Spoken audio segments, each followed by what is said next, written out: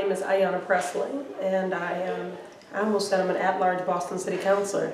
You know, that was who I was for 8 years, so I'm still adjusting, but I'm a congresswoman. If you live in the Massachusetts 7th, I'm your congresswoman. Representative Jan Schakowsky from Illinois and Representative Grace May from New York had offered, had proposed that through constitutional amendment, the voting age be lowered for federal elections. Despite Herculean efforts that had not moved. And so in the context of our debate before the final vote on H.R. 1, which was a bill to address corruption,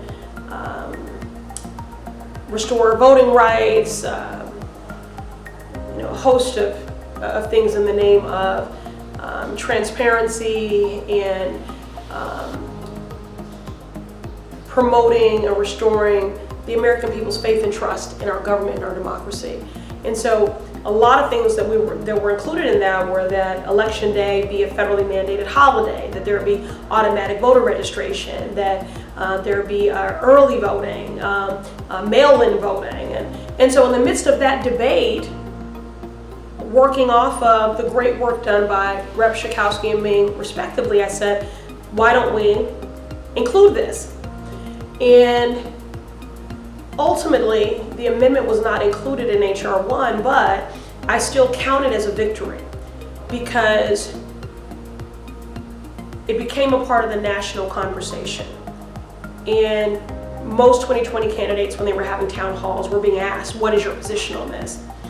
And we were able to get 125 Democrats and 1 Republican, so I get to say it's bipartisan, on the record, voting in support of that amendment. And that is more people than had ever gone on the record in support of it. And the 1 Republican who did support it, when he was asked why, because we differ in many ways, polar opposites, and he said he just felt I made the case. This has been a long time coming, and we're sort of hitting, I think, an apex in the work that is in perfect synchronicity with the inflection point we find ourselves at as a country. Young people are at the fore of every social movement in this country. That's been true for every social movement throughout history in our country.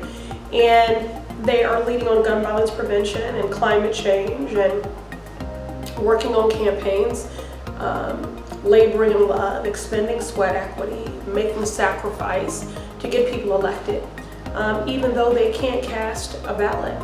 And so they're disenfranchised. The world that we are shaping in the corridors of power and at policy and decision-making tables is the world that they will inherit. And I think that they should have some say in who is elected to represent their voice when it comes to the solvency of Social Security, when it comes to whether or not we'll have a planet, when it comes to student debt, when it comes to gun violence. The young people I know not only are leading in social movements, but they're working summer jobs, year-round jobs, contributing to the income of their family household. So on the most base level, it's taxation without representation. They are contributing with their sweat equity.